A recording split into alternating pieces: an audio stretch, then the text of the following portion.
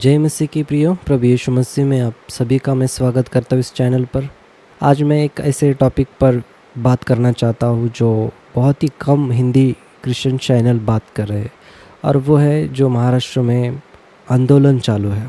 महाराष्ट्र में हाल ही में एक मंत्री ने खुलेआम पास्टर्स को धमकी दी कि अगर उन्होंने कन्वर्जन का काम जारी रखा तो उन्हें ज़िंदा नहीं छोड़ा जाएगा। यह बयान केवल पास्टर्स के लिए नहीं बल्कि पूरे मसीह समाज के लिए एक चुनौती है। यह बयान भारत के संविधान और हमारी धार्मिक स्वतंत्रता का भी अपमान है। लेकिन मेरे भाई और बहनों, मैं आपको याद दिलाना चाहता हूँ कि मसीही लोगों को डरने की ज़रूरत नहीं है। हमारा परमेश्वर वह परमेश्वर है जो न्याय का परमेश्वर है। बाइबल कहती है रोमियो 12:19 में, हे प्रियो, आप स्वयं पलटा न लेना, परंतु परमेश्वर के क्रोध को स्थान दो, क्योंकि लिखा है, प्रतिकार मेरा है, मैं ही बदला लूँगा, प्रभु कहता है। इसका अर्थ है कि हमें हिंसा का जवाब हिंसा से नहीं देना है, हमें न्याय के लिए आवाज़ उठानी है, लेकिन प्रभु के मार्ग में और शांति के साथ। इस मंत्री के बयान के विरोध में महाराष्ट्र के कई हिस्सों में मसीह समाज ने शांति मार्च निकाला।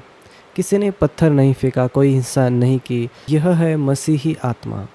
प्रभु ने पहले ही कहा था यूहन्ना के 15वें अध्याय 18 से 20 वचन में, यदि संसार तुमसे बैर रखता है तो याद रखो उसने तुमसे पहले मुझसे बैर रखा है। यदि उन्होंने मुझे सताया है तो तुम्हें भी सताएंगे। यह कोई नई बात नहीं है, सताव तो मसीह जीवन का हिस्सा है। पर प्रभु ने हमें केवल डरने को नहीं कहा, बल्कि हमें साहस रखने को कहा।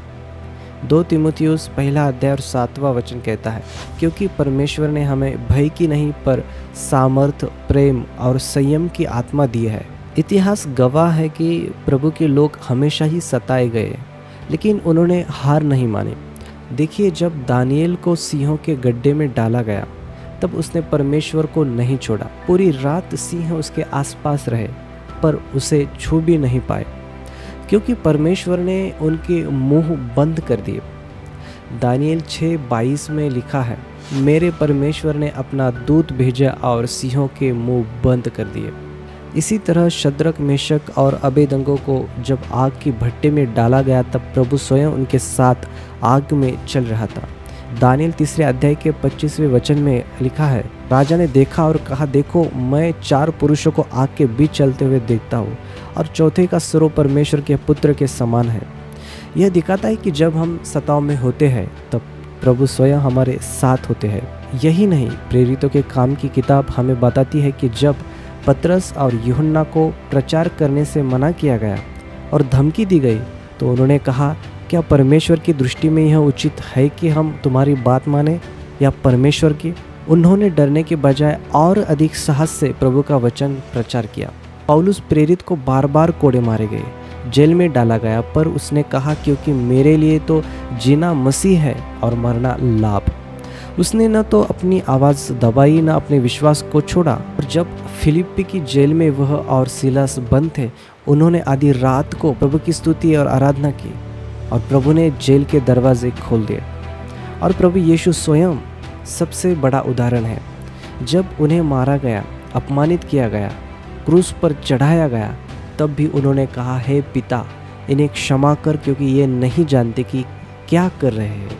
यही है मसीही आत्मा, प्रेम और दृढ़ता की। साथ ही में हमें याद रखना चाहिए कि हमारा देश धर्मनिरपेक्ष है। भारतीय संविधान का अनुच्छेद 25 कहता है, प्रत्येक नागरिक को अपने धर्म को मानने, प्रचार करने और पालन करने की स्वतंत्रता है। इसीलिए अगर कोई मंत्री या नेता हमें धमकाता है तो वह संविधान का अपमान कर रहा है। ऐसे में हमें डरने की आवश्यकता नहीं, बल्कि कानूनी और शांतिपूर्ण तरीके से अपनी आवाज़ उठानी चाहिए। बाइबल कहती है, 1 पत्रस 3 अध्याय 14वें वचन में, यदि तुम धर्म के कारण दुख भी उठाओ तो धन्य हो, और किसी से न डरो न घबराओ।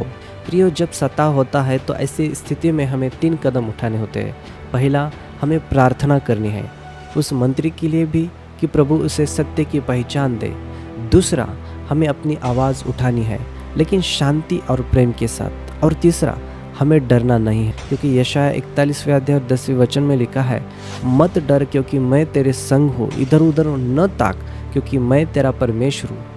मैं तुझे दृढ़ करूँगा, तेरी सहायता करूँगा, अपने धार्मिक दाहिने हाथ से तुझे संभाले रहूँगा। हमारे जीवन में जब भी शत्रु हमें धमकाए, हमें याद रखना है कि हम अकेले नहीं हैं। प्रभु यीशु हमारे साथ है। जैसे दानियल सिंहों के बीच सुरक्षित रहा, जैसे शद्रक, मेशक और अबेदनगो आग में सुरक्षित रहे, जैसे पतरस और पौलुस जेल में होते हुए भी प्रभु का गीत गाते रहे, वैसे ही प्रभु आज हमारे साथ है। इसलिए उठिए, विश्वास में खड़े हो जाइए और मसीह के लिए बोलिए। डर को अपने ऊपर हावी न होने दीजिए, बुराई को भलाई से जीते। और याद रखिए, प्रभु यीशु ने कहा मत्ती 5:10-12 में, धन्य है वे जो धार्मिकता के कारण सताए जाते हैं, क्योंकि स्वर्ग का राज्य उन्हीं का है।